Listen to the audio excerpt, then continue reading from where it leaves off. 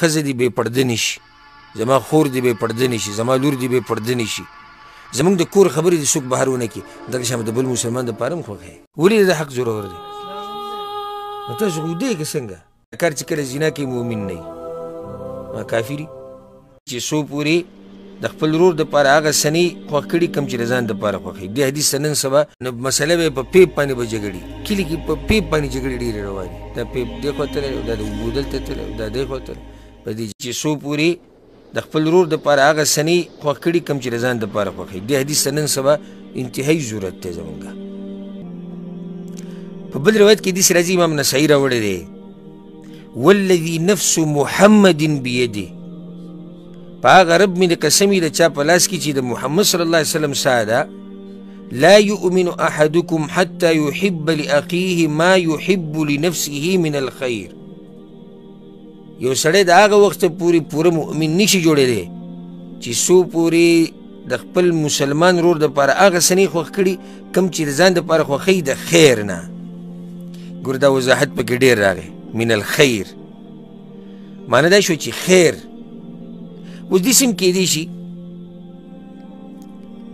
چې کله ناکله یو انسان د ځان دپاره یو مباح شی خوښ کړي او په هغې کې زیاتی وکړي، هغه له نقصان ورکړي. کیدی شي که نه شي کیدی؟ دا شی به د بل دپاره نه خوښوي، خیر ټکی پکې راغی، من الخیر. نو بیا دا فایده اده کوي، ټول خیر په دې کې دننه راغی، ټول خیر، که هغه د دین خیر دی او که هغه د دنیا. چې خیري هغه به ته د خپل ورور دپاره مسلمان دپاره حق شان خوښوې کوم چې ځان دپاره خوښوې. شروع به د عقیدې نه کوې، شروع به د عقیدې نه. کوم عقیده چې ستا خوښه ده، یو سړی زما د توحید عقیده خوښه ده، ستا به دا هیره شي چې دا نور مسلمانانو د توحید عقیده وپېژني. ستا د پیغمبر صلی الله علیه وسلم تابعداري خوښه ده که نه، ستا به دا هیره شي چې دا نور خلک هم د پیغمبر صلی الله علیه وسلم تابعداري شروع کړي. ستا دینداري خوښه ده، ستا حیات طیبه ښایسته ژوند یې خوښ دی، ستا نیکعمله بچي خوښ دي، نو بیا به د نورو خلکو دپاره هم دا خوښ یې. اوس یو سړی دی د هغه دا نه دي خوښ چې د هغه بچی د په لارو کوڅو کې نشې تماشې کې وګرځي. خوښوي دا څوک؟ نه خوښوي. دغه شان به د بل مؤمن دپاره د بل مسلمان ورور بچی دې ولیدو په لارو کوڅو کې ګډ وډ ګرځي، دا پرېږده مړه.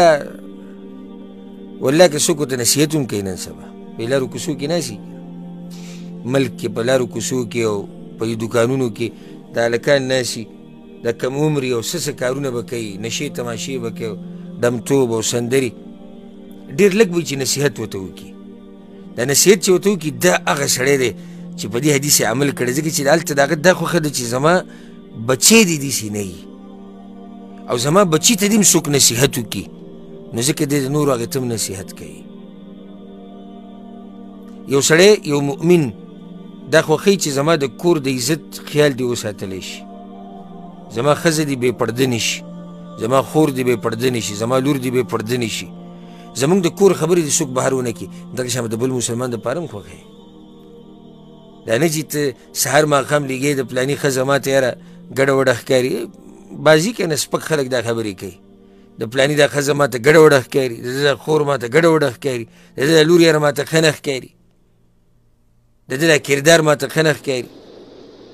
او چې په خپله ورته ووایي چې ستا د خپل کور باره کې څه خیال دی، نو بیا به داسې غټې غټې خبرې شروع کړي. نه نه زمونږ د کور خو الله دې نه کړي چې عزت زمونږ خراب شي، او الله دې نه کړي چې دوی به پرده شي. د بل مسلمان دپاره ولې نه خوښوي؟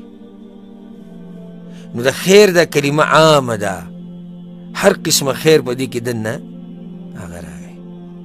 ښه یو حدیث کې داسې راځي په صحیح مسلم کې د انس بن مالک رضی الله عنه روایت دی، هغه والذي نفسي بيده، پیغمبر صلی الله علیه وسلم په هغه رب مې دی قسمی د کم رب په لاس کې چې زما ساه ده، لا يؤمن عبد حتى يحب لجاره او قال لاخيه ما يحب لنفسه. یو سړی د هغه وخته پورې مؤمن نشي جوړېدی چې څو پورې د ګاونډي دپاره هغه سنې خوښ کړي کوم چې ځان دپاره خوښوي. هلته ګاونډي ټکی راغلی.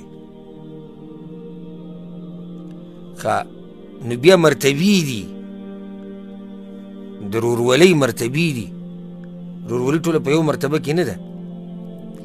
یو سړی ستا ورورولي د هغه سره د اسلام ده، ته په تا باندې د اسلام حق دی.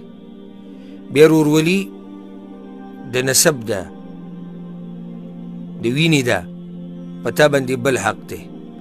او ورورولي په معنی د ګاونډیتوب د سره هم دی. نو څو حقه دي؟ 3 حقه دي. دا د ټولو نه زورور حق د دې سړي دی. ولې زورور حق دی؟ ولې د حق زورور دی؟ نو تاسو خو دی که څنګه؟ ولې حق زورور دی؟ د اسلام حق دی، د ګاونډیتوب حق دی، د خپلولۍ حق دی. په ده پسې 2مه درجه کې راځي هغه چې د اسلام حق دی او د ګاونډیتوب حق دی. او 3مه درجه کې په ده پسې راځي هغه چې د اسلام حق دی. په تا باندې نه د ګاونډیتوب حق شته او نه د خپلولۍ حق شته. نو مرتبې دي د ورورولۍ په اسلام کې. دلته پیغمبر صلی الله علیه وسلم اوس دې حدیث کې د کوم چې امام مسلم راوړی د انس بن مالک نه په دې کې ورسره ګاونډي ذکر شوی دی. هلته بل حدیث کې رور وي، رور یعنې په دین کې. نو هغه سړی چې په دین کې ستا رور دی د هغه دپاره به هغه څه خوښوي چې ستا خوښېږي خپل ځان دپاره. دلته دا سړی په دین کې ستا رور هم دی او ګاونډي دې هم دی. نو د دا خبره خو بیا ښه مضبوطه ده. لکه یو سړی دا نه خوښوي چې زما ګاونډي دې ما تنګوي، خوښوي؟ نو څه به کوي؟ دا بل به هم نه تنګوي. یو سړی دا نه خوښوي چې زما په لاره کوڅه کې د څوک خځلې او ګن رواچي، د بل عقیب هم نه کوي. یو سړی دا نه خوښوي چې زما کور طرف ته د څوک آبادي راواړی او لاره دې بنده کړي